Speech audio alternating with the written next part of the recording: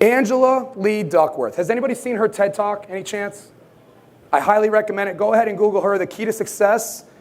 This was brought to my attention by a local coach for a field hockey team. We work with a lot of field hockey. Field hockey is huge in New Jersey. I mean, it's like football down in Texas and Florida. I can't believe how big it is in New Jersey, tri-state, Pennsylvania, New York area. And we worked with her team. I said, Coach, when you're in the private sector now, you don't have a complete autonomy. Coach, what kind of message do you have? You don't see the kids every day. You don't meet with the coaches. The coaches just say, hey, what's the team discount? Can I get my kids to you? What can you do to develop them? I said, Coach, do you have a message? What's your goal? How did everything finish last year? She goes, I really want to focus on grit. I want them to understand the definition of grit. I said, great. And then about a week later, this came into my inbox. I clicked on it, and I was just blown away. Something so simple with Angela, a psychologist, going ahead and looking and analyzing what makes the great great. Is it IQs? How many of us are CSCS certified? How many of us really scored like 99th percentile? It makes me feel a little bit better. All right. Most of us pass.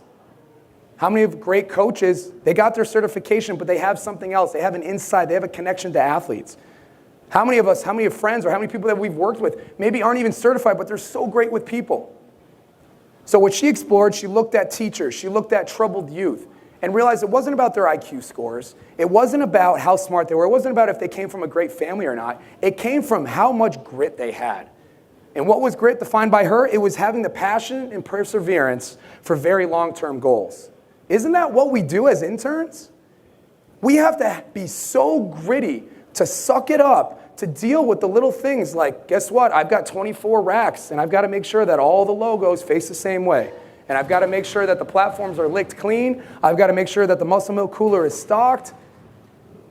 Anybody can do that, but it wears on us. We let it get to us because we tell ourselves, I'm better than this. Why am I doing this? But you ask any great coach, and if you can't do those little things right, are they going to allow you, are they going to trust you to train their championship caliber teams? No. Son, you can't even keep the weight room clean. And you want me to go ahead and give you the 9 o'clock group? You're out of your mind. But it's about grit. How do we improve that? A lot of ways. But it's about not giving up. It's about adjusting. It's about overcoming. It's about attacking your obstacles, whatever it is. People will break up with you. You might be in credit card debt. You might go ahead and not get into that #1 graduate assistantship program that you were just begging to get into. Are you going to fall down, or are you just going to stand up and say, I'm going to keep going? Because you will get yelled at. The coach might embarrass you in front of the team, and that's okay. You learn from it. That's how you bounce back. So I do highly recommend if you can go ahead and watch that. It's about a 6-minute video.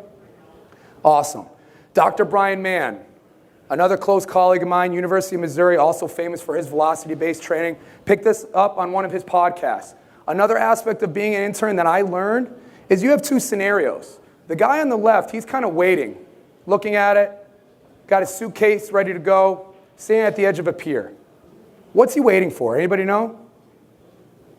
Waiting for a ship. He's waiting at the end of a dock for somebody to pick him up. He's waiting for somebody, something, any type of situation to cater him to his next destination. But what's going on the other side of him? What are they doing? They're building a ship. So Dr. Mann says, why do we continue to wait for ships to float in, to sail in, to take us to where we have to go? We need to be the ones building the ship. We need to be the ones to set the course, to say, I'm going to do this because nobody else did. Because if you build your own ship, what's going to happen after that? Everybody else behind you can follow you. You can go ahead and do things that other people weren't ready or mature enough to do. So that goes in with introducing yourself to somebody that you don't know today. That goes up and just saying, hey, nice to meet you. Where are you from? Can we stay in touch? If you find somebody, a presenter, getting their contact information. Get better. Don't wait for somebody else to do it. If you want to write an article and send it in. If you want to speak, contact the committees and see, is there any room to speak? And if you want to learn from great coaches around you, don't wait for them to email you. Go out there and attack.